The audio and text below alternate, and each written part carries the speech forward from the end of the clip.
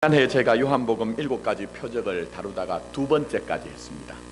사실 이제 성경 말씀은 강해를 이렇게 이어서 쭉 해야 깊이 들어갈 수 있는데요. 절기든지 또 교회 형편에 따라서 두 번째까지 했습니다. 자, 오늘부터 이제 세 번째 표적, 요한복음에 나는 세 번째 표적을 이제 시작을 합니다. 첫 번째 시간인데요. 조금 이제 여러분들 생각을 또 이제 복귀하고 해상해서 좀 전체적인 것들을 좀 이렇게 생각할 수 있도록 간략하게 요한복음을 다시 한번 살펴봅니다. 사실 요한복음은 신약 성경 중에 제일 뒤편에서 기록된 성경입니다.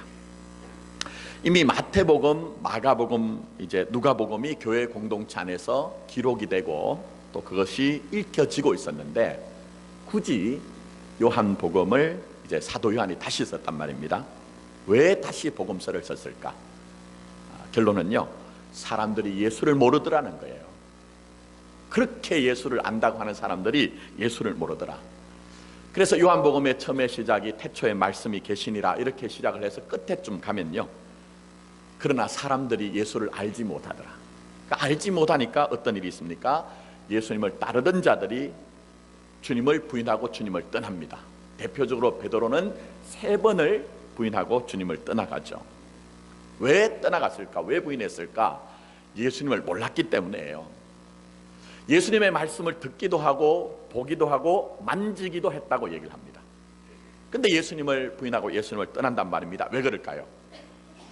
이 제자들은, 주님을 따르던 많은 무리들은 우리가 주님의 우편과 좌편에 있게 해주세요 하는 그 요구로서 주님을 따랐어요. 근데 예수님이 그 십자가를 딱 등장시키니까, 그렇군요, 내가 알던 예수가, 내가 기대하던 예수가 아니군요 하고 그들은 주님을 부인하고 주님을 떠났다는 거예요. 자, 그럼 오늘 여러분들에게 묻겠습니다. 여러분 정말 예수님을 알고 계세요? 예수님을 알고 계시냐는 거예요. 물론 제가 이렇게 말씀드리면 기분이 살짝 나빠질 거예요. 내가 평생 동안 예수를 믿어왔는데, 뭐 때로 우리 중에는 많은 분들이 우리 집안은 그래도 4대 5대 예수를 믿어왔던 집안이어서 나는 전부 예수라는 이름 속에서 산 사람인데 내가 정말 예수를 안다고 묻는 것은 무슨 의미입니까 하는 그런 느낌이 들 수가 있어요. 근데 성경에서 얘기하는 이 안다는 단어는요, 히브리어로는 아시다시피 야다라는 단어이고 헬라어로는 기노스코라는 단어인데요, 그냥 지식적인 안만을 얘기하는 게 아닙니다. 이 안다는 것은 영적인 문제라는 거예요. 또한 관계 문제이고 만남의 문제이고 인격의 문제이고 삶의 문제라는 거예요. 그러니까 진짜 우리가 주님을 만났다면 사도 요한이 얘기를 하는 것은, 너희가 예수를 아느냐? 그러면 말씀이신 예수를 인격적으로 만났기 때문에 그 예수를 만남으로 말미암아 너희의 삶의 전부 온통 변화가 되었느냐 하는 거예요. 그래서 첫 번째 표적이 뭐였습니까? 물이 변하여 포도주가 되었다는 거예요. 말씀이신 주님을 만났다면 변화가 없을 수가 없다는 거예요. 정상적이라면 분명히 물이 변한 것처럼, 물이 변하여 포도주가 된 것처럼 변화가 있을 수밖에 없다는 거예요. 물이 변하여 포도주가 된 것처럼 그렇게 방향도 바뀌어지고 내용도 바뀌어지고 결론도 바뀌어졌느냐는 거예요.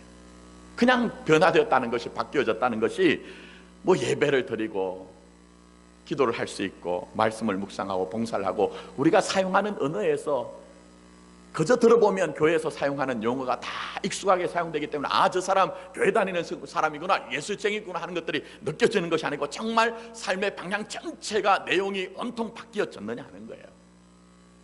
그래서 두 번째 표적이 뭡니까? 왕의 신하의 아들을 고치신 사건. 무슨 얘기입니까? 왕의 신하가 그 전에 예수님을 만나기 전에는 땅의 왕을 섬기는 인생이었다는 겁니다. 근데 진짜 예수님을 만나고는 이제 땅의 왕을 섬기는 인생이 아니라 만왕의 왕이요 만주의 주신 주님을 왕으로 섬기는 인생이 되었다는 거예요. 물론 현상적으로는 바뀌지 않았을 가능성도 있습니다. 왜 그렇습니까? 이 아들을 고치고 난 이후에 다시 왕궁으로 돌아갔기 때문이에요. 그전처럼 땅에 있는 왕을 섬기는 신하로서 충성을 다하고 신실하게 살았을 가능성이 있습니다. 그러나 여러분, 이 왕의 신하의 사건을 통해서 말씀하는 것은 정말 그의 내면에서, 그의 인격에서, 그의 삶의 방향에서 전부 다 바뀌어진 어떤 것들이 있더라는 거예요. 그래서 여러분도 한번 잘 살펴보시면 내가 과연 예수를 만났느냐, 내가 과연 내 인생에서 나의 왕이신 주님을 모시고 살아가고 있느냐 하는 것들을 좀 돌아보자는 거예요. 예를 들면 직업이란 것이 있습니다. 예수님을 만나기 전에 이 직업이란 것이 전부 세상의 이방 사람들처럼 무엇을 먹을까 마실까 입을까 하는 그 걱정들, 즉 내가 이 세상에서 내 육적인 그 삶을 유지하고 지탱하기 위한 수단으로서의 직업이었어요. 근데 예수를 만나고 보니까 이 직업의 의미가 다 달라졌습니다. 그 안에 있는 하나님의 영원한 축복이 무엇인지 알았어요. 그래서 내 삶의 자리에서 그 직업조차도 예수를 만나고 예수를 예배하는 것으로 만들어져 나가는 것이 직업이라는 거예요. 그래서 여러분, 만약 우리가 진짜 예수님을 만나지 못했다면 여전히 우리는 내가 원하는 육적인 세상을 이루기 위한 수단으로 모든 것들을 사용하는 자로 살아갑니다. 그래서 믿는다고 하지만 실제적으로는 믿음이 뭔지를 알지 못하고 믿는 참 비참한 신앙을 가질 수밖에 없다는 거예요. 그래서 여러분 보시면 신앙도 마찬가지입니다. 하나님을 믿는다는 것이 자칫 잘못하면 또 하나의 빙패물이 됩니다. 믿음이란 것이 나는 이런 사람이에요 라고 하는 것들을 나타내는 수단이 될 가능성이 있다는 거예요. 그래서 진짜 예수님을 알아가야 됩니다. 여러분이 이 교회에 오셔서 배워나가시는 것은 다른 것들을 배워가시는 것이 아니라 정말 예수를 배워나가고 여러분의 삶의 전부에서 예수를 배워나가는 것 그 하나가 여러분의 인생의 초점이 돼야 된다는 거예요. 제가 저희 교회 이제 두 번째 이제 담임 목회하는 그런 자리 아닙니까? 과거 얘기 별로 안 하고 싶은데 그냥 어쩔 수 없이 설명을 하기 위해서 말씀드립니다. 10년 전에 제가 이제 처음 부임을 해서 그게 이제 8년 만에 중직자를 세웠어요. 근데 뭐 교회가 성장을 하다 보니까 이런저런 압력이 왜 없겠습니까? 어떤 분들 오셔서 그런 얘기가, 목사님, 제 친구들 중에는요 장로 아닌 사람은 저 혼자밖에 없어요. 웃으시는 분들은 무슨 의미인지 아실 거예요. 또 어떤 분들은 그런 얘기해요. 목사님, 저희 집안이 지금 5대째 6대째 기독교 집안인데 참 부끄러워요. 집안 대소사 모임이 있으면 야 너 장로 됐냐 이 얘기 듣는데 참 제가 송구스럽습니다. 근데 제가 8년 동안을 버텼어요. 계속 제자 훈련만 해서 성경 공부만 했습니다. 왜냐하면 직분을 받는 것이 중요한 것이 아니라 믿음의 내용을 알자는 거예요. 믿음의 진리가 뭔지를 알아야지 정말 그 직분을 가지고 예수를 알아가는 삶이 되는 것이고 하나님의 나라를 이루는 거룩한 삶을 살 수 있기 때문에 버텨낸 거예요, 여러분. 그래서 저는 우리 교회가, 우리 믿음의 공동체가 정말 예수를 배워가는 그런 교회가 되기를 원하고 여러분의 신앙도 그런 믿음이 되기를 원하는 것입니다. 왜냐하면요, 성경이 말씀하시는 진리는 거룩한 것이 얼마든지 거룩하지 않은 것으로 바뀌어질 가능성이 있다는 거예요. 그래서 우리 주님이 뭐라고 말씀하십니까? 멸망에 가정한 것이 거룩한 곳에 선 것을 볼 때에, 멸망에 가정한 것은 저 세상 가운데 서는 것이 아니라 거룩이라는 이름이 거기에 행행하고 있는 그 성전에 얼마든지 멸망에 가정한 것이 설 수 있는 것처럼 우리가 그렇게 가치 있다, 의롭다, 그렇게 귀하다고 하는 것이 때로는 육적인 것으로, 세상의 것으로, 심지어는 마귀와 사단의 것으로 사용될 가능성이 있기 때문에 이 사도 요한은 예수를 알아가자, 예수를 배워가자고 이 사도 요한이 지금 요한복음 우리에게 펼쳐내고 있는 것입니다. 여러분, 예수를 알아가야 됩니다. 그냥 예배를 드리고 성경 말씀을 펼 때 그때만 예수를 알아가는 것이 아니고 여러분의 모든 것들이 전부 다 예수를 알아가야 돼, 가는 것이 돼야 됩니다. 때는 내 직업도 그렇고 내가 내 자녀를 양육하는 것도 그렇고 인간관계도 그런 것이고 여러분의 삶의 전부가 예수가 무엇인지를 알아가는 삶이 돼야 됩니다. 또 그 안에서 일어나는 모든 경험들을 통해서 내게 일어나는 희노애락들, 때로는 뭐 성공이다 실패다 하는 것, 행복이다 불행하다 하는 것, 강함이라고 약한 것, 전부 등등 모든 것들이 말씀이신 예수를 배워나가는 과정이 돼야 된다는 거예요. 그래서 여러분, 사도 바울이 우리에게 이해가 안 되는 말씀을 하시죠. 사도 바울이 이런 말씀합니다. 죄가 단 곳에 은혜가 어떻게 해요? 더욱 넘쳤다고 얘기를 하고 있어요. 죄가 더한 곳에 은혜가 더 넘쳤다. 이 말은 죄를 지으라는 얘기가 아니에요, 여러분. 죄를 지으라는 얘기 아니라 그 죄를 통해서 오히려 나는 나 스스로 구원에 이를 수 없는 자라는 것을 알고 오직 십자가에서 부어주시는 하나님의 그 은혜만을 사모하는 자가 되고 그 구원이 얼마나 큰가 하는 것을 배워나가는 것이 바로 신자의 삶이라는 것입니다. 그래서 여러분, 교회와 신자의 삶에는 버릴 것이 아무것도 없습니다. 지으신 모든 것들이 다 선하기 때문에 여러분이 그것을 선한 것으로 받으면 모든 것들이 다 은혜로 작용하고 가동을 하는 것입니다. 오늘 예배 가운데 있는 저와 여러분들이 정말 예수를 좀 배워갔으면 좋겠어요. 예수를 배워가는 교회와 예수를 배워가는 성도들로 이곳이 가득 차기를 예수님의 이름으로 축복합니다. 자, 그래서 이제 세 번째 이제 표적을 묵상하는데요. 얘기는 간단하죠. 교회 조금만 다녀보신 분이면 이 내용은 다 아십니다. 38년 된 병자의 치유 사건인데 주님이 무엇을 말씀하십니까? 바로 물이 변하여 포도주가 된 것처럼 삶이 변화되어서 예수를 내 인생의 왕으로 모신 삶을 살 때에 거기에는 분명히 해결해야 되는 문제가 있다는 거예요. 그런 과정이 분명히 있다는 거예요. 그래서 오늘은 첫 번째 시간으로 이것을 좀 살펴보려고 합니다. 자, 오늘 내용은 이렇죠. 예루살렘 성 북쪽에 있는 양문 근처에 베데스다라고 하는 못이 있습니다. 히브리어 발음을 헬라어로 바꿔서 그런데 원래는 벳헤스다 이렇게 되어 있습니다. 벳이란 말은 좀 들어보셨죠? 집이라는 의미고, 이 헤세다란 말은 헤세드라는 말에서 나왔는데요. 이게 참 번역하기가 어려워요. 뭐 자비라든지 긍휼이라든지 또 인애라든지 뭐 이렇게 번역을 합니다. 그래서 이 벳헤세다 해서 이게 이제 자비의 집, 긍휼의 집 이렇게 되는데, 이게 이제 한 길이가 한 100m 정도, 폭이 한 60m 정도. 그냥 언뜻 생각하실 때 여러분 축구장 하나 정도 되는 넓이다 이렇게 생각하면 됩니다. 굉장히 크죠. 근데 예수님 당시에 이 연못에는 굉장히 진풍경이 벌어졌습니다. 이 행각 안에 수많은 병자들이 있다가 그 물이 차오르면 거기에 앞다투어서 먼저 연못으로 들어가려고 하는 아주 이상한 광경이 펼쳐지죠. 왜 그런가? 자, 성경을 보십시오. 자, 3절 말씀, 거기에 갈로 부분을 여러분이 한번 보시기 바랍니다. 거기 보시면 물의 움직임을 기다리니 이는 천사가 가끔 못에 내려와 물을 움직이게 하는데, 그 다음에 먼저 들어가는 자는 어떤 병에 걸렸든지 낫게 되밀어라 그렇게 얘기했습니다. 그 한 가지만이 소망이라는 거예요. 희망이라는 거예요. 근데 본문 말씀 보시면 그 한 가닥의 희망조차 꿈꿀 수 없는 한 사람이 있습니다. 병이 오래된 사람, 병으로부터 도무지 자유할 수 없는 그 인생의 감옥에 갇힌 사람, 바로 38년 된 병자죠.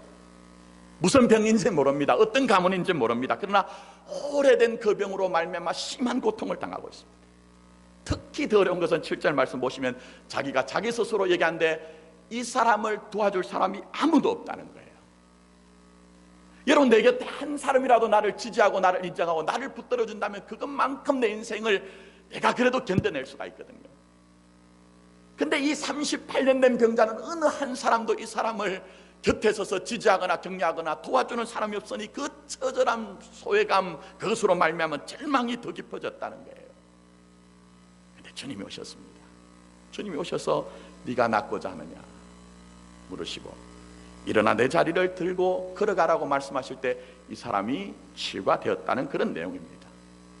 근데 이 사건은 예수님께서 공생애를 시작하실 때 나사렛 회당에서 말씀하신 포로된 자에게, 눌린 자에게 자유함을 줄 것이란 말씀이 그대로 말씀으로 임한 거예요. 여러분, 말씀이 현실화된 것이 바로 오늘 여기에 베데스다 연못가에서 38년 된 병자를 주님이 고치신 사건이에요.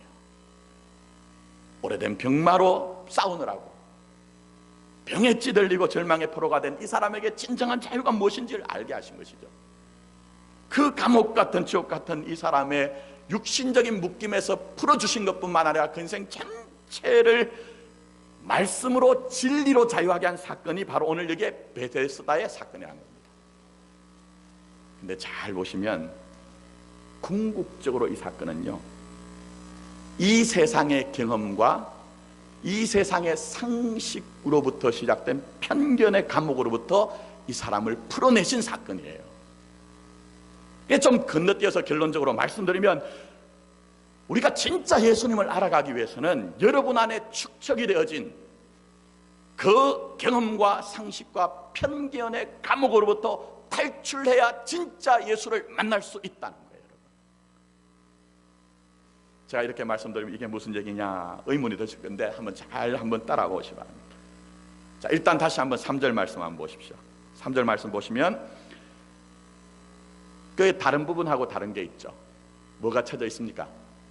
갈로가 쳐져 있죠. 갈로가. 자, 그러면 제가 여러분에게 한번 여쭤보겠습니다. 자문자답 한번 해보세요.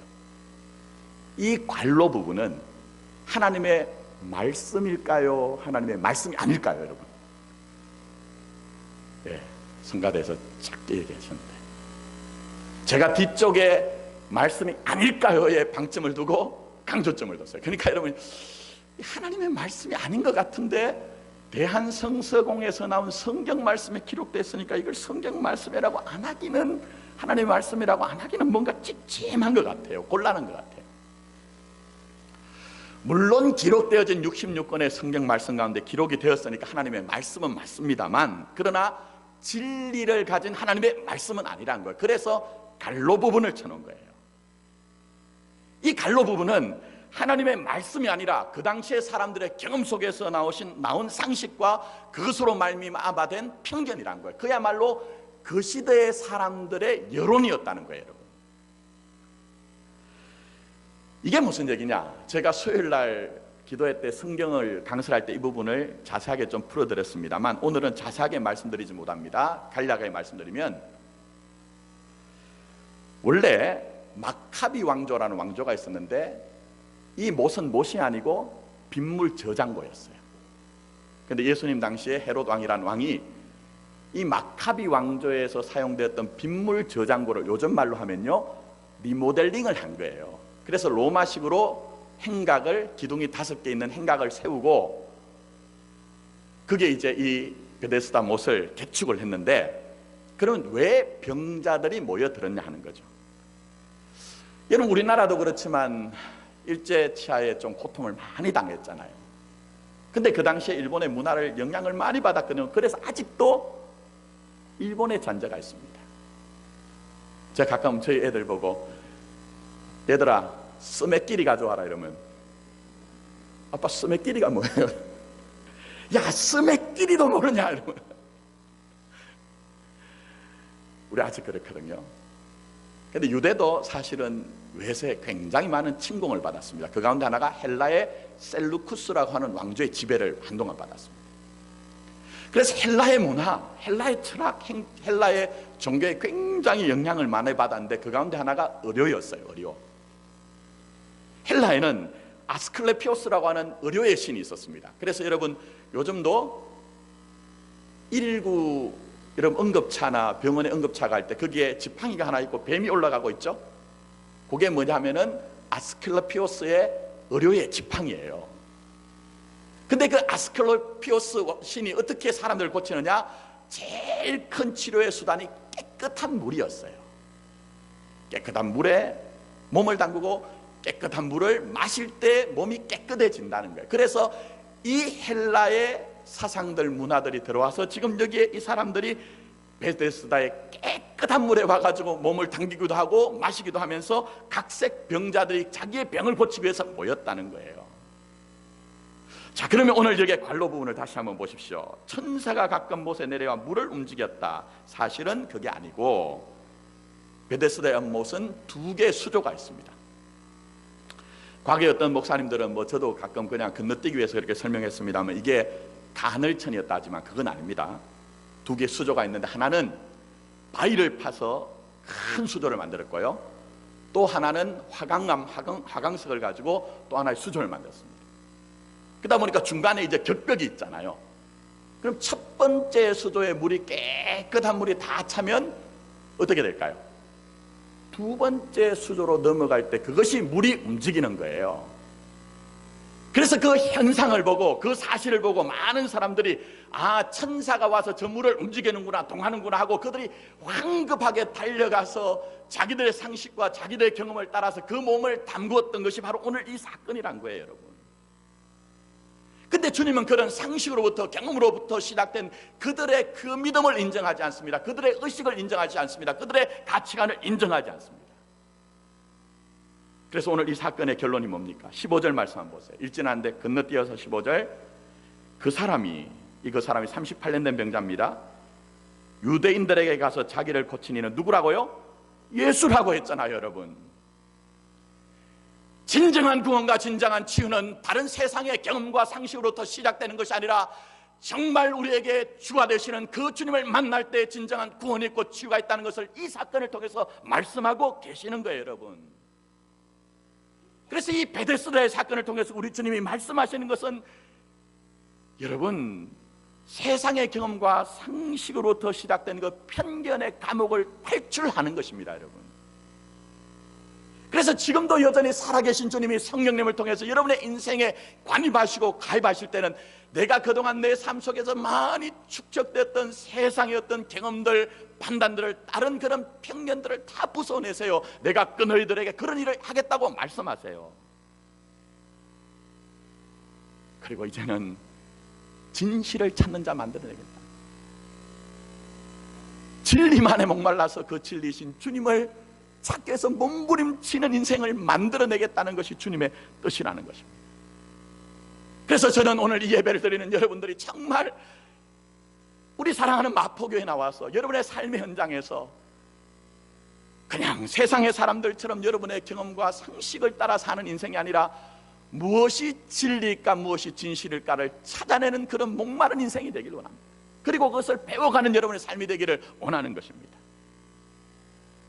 물론 제가 이렇게 말씀드리면, 목사님 그 상식 그 무시하며 살자는 겁니까? 경험 그 무시하며 살자는 겁니까? 이런 얘기는 아닙니다. 교회가요, 기독교인들이 상식 지켜야죠. 그거 무시하고 살다 보니까 요즘 이제 조국 교회가 많이 어렵잖아요, 여러분. 제가 큰 거 얘기하지 않을게요. 제 경험 하나 얘기하면요, 한 번은 지하철을 타고 어딜 가는데 문이 열리고 한 무리의 여성분들이, 중년 여성들이 한 무리가 탔어요. 얼마나 시끄러운지. 근데 딱 보는 순간 동종업계에 종사하시는 분들이란 느낌이 와요. 근데 이 대중 여러분 교통이면 좀 조용해야 되잖아요. 조심해야 되냐. 근데 얼마나 얘기를 많이 하시는지. 그 용어도 전부 다 교회 용어더라고요. 목사님 제가 얼굴이 떳떳해요. 근데 그까진 괜찮았어요. 여러분, 지하철 타면 보통 자리가 하나 생기면은 보통 이제 상식의 에티켓이 그 앞에 서 있던 사람이나 옆에 있던 사람이 앉잖아요. 근데 그분들은 저쪽에 얘기하고 있었거든요. 근데 제 근처에서 이제 자리가 하나 생겨서 아가씨가 이제 앉으려고 하는데 저쪽에 있던 어떤 분이요, 자기 가방을 슉 던지는 거예요.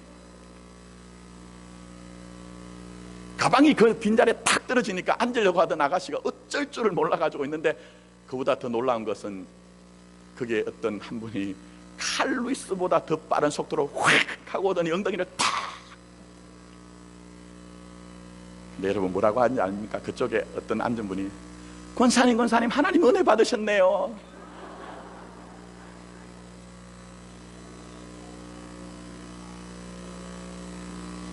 제가 너무 민망해가지고 그 다음 칸에 제가 이제 지하철 역사에서 봤을 때 제가 내려버렸습니다. 보세요, 상식 무시하고 살면 안 되거든요. 보편적인 우리가 어떤 도리가 있잖아요. 근데 많은 경우에 그거 무시하고 살거든요. 근데 중요한 것은 상식은 진리가 아니라는 것도 이해를 하셔야 됩니다. 그럼 상식이 무엇입니까? 다수의 경험이 축적이 되어서 보편적으로 옳다고 여기는 것이잖아요. 특히 오늘 말씀을 보니까 이 상식은 어떤 사실과 현상을 보고 추론해서 타당하다고 생각하는 것이 바로 상식이에요. 근데 여러분, 진리는 그런 상식을 따르는 것이 아니라 진리는 사실보다는 진실을 추구하는 것이 진짜 신앙입니다, 여러분. 그래서 여러분 한번 잘 보십시오. 이 사람들이 왜 그렇게 이 물이 동할 때 천사가 와서 이 물을 움직인다고 생각했습니까? 현상이 있기 때문이죠. 사실이 있기 때문 아닙니까? 첫 번째 수조에서 두 번째 수조로 넘치는 그것을 보고, 그 현상과 사실을 보고 그들은 그렇게 판정을 판단을 했던 거예요.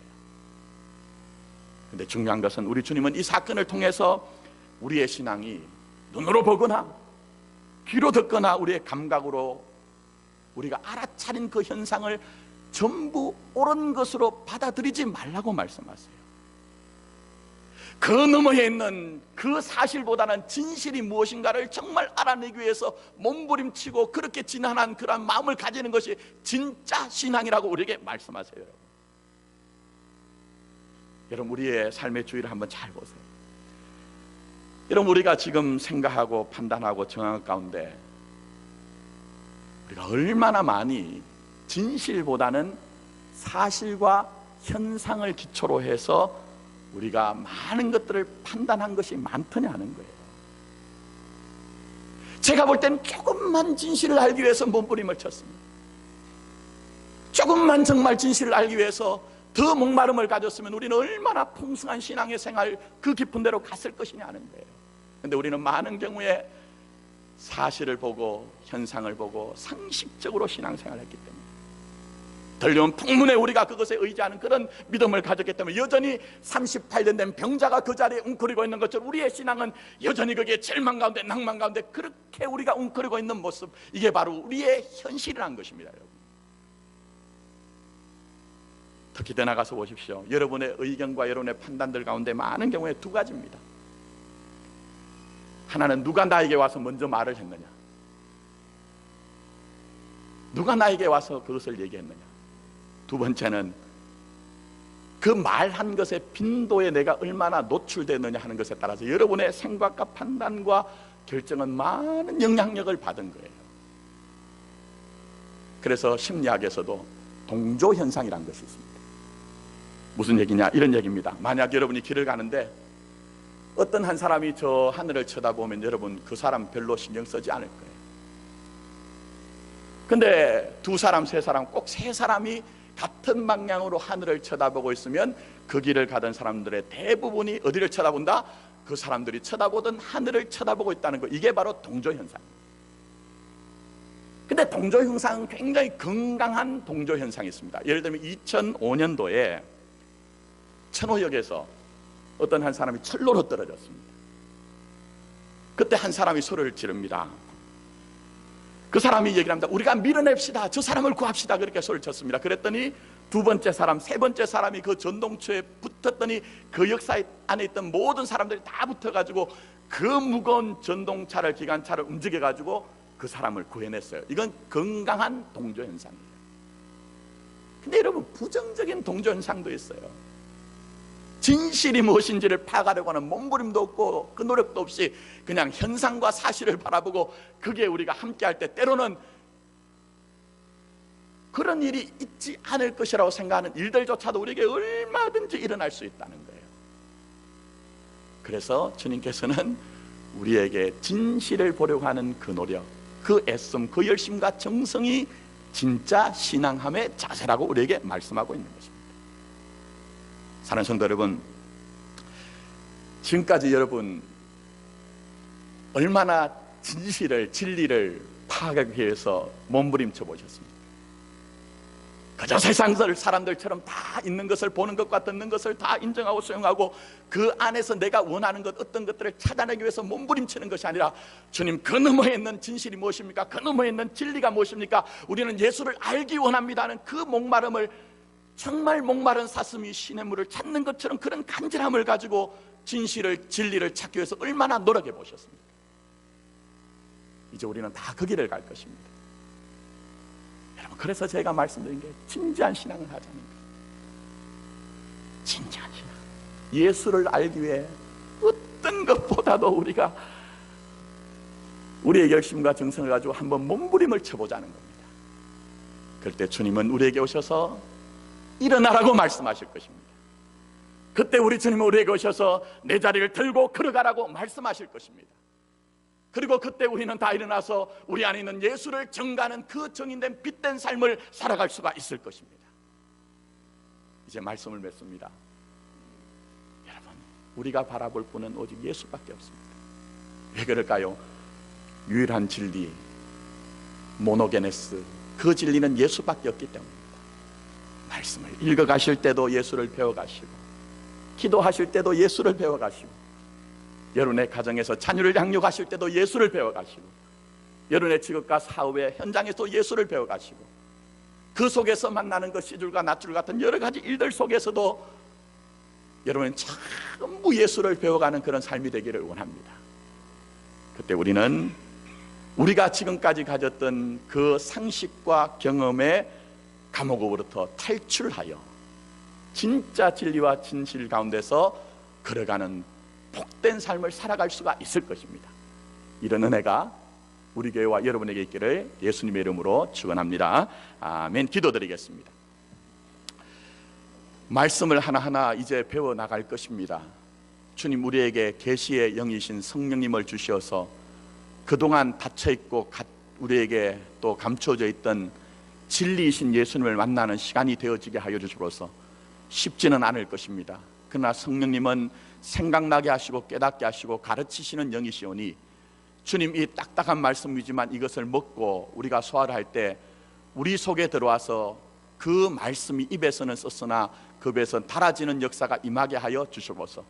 그래서 송이꿀보다 더한 하나님의 말씀이 우리 가운데 운행되어지게 하시되, 주의 말씀은 살았고 운동력이 있다는 말씀을 실제적으로 체험하여서 우리가 걸어가는 한 걸음 한 걸음이 예수로 사는 걸음이 되어지게 하여 주시옵소서.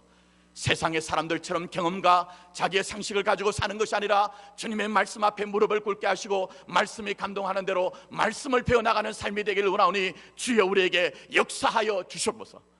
그래서 우리가 다시 한번 주님의 영광이 무엇인지를 알게 해주셔서 세상의 영광에 목마른 자들이 아니라, 주님, 우리는 주님이 주시는 그 영광에 목마른 자들입니다. 목마른 사슴이 시냇 물을 찾는 것처럼 주님 한 분에게만 목마르게 하여 주시옵소서. 지금까지 우리가 돌아보자면 우리가 마시지 못할 아버지 하나님 그런 생수를 우리가 찾기도 하였으며 터진 웅덩이를 만들어 놓았던 우리의 삶이었습니다. 이제는 우리가 한 걸음 한 걸음 두 손 잡고 함께 진리 가운데로 나갈 때에 주의 역사해 주셔서 우리 교회가 변화되게 하시고 우리의 가정이 변화되게 하시고 우리의 산업이 변화되게 해주셔서 주님의 영광의 증거로 살아가게 하여 주셔서 이 모든 말씀 예수님의 이름으로 기도드립니다. 아멘.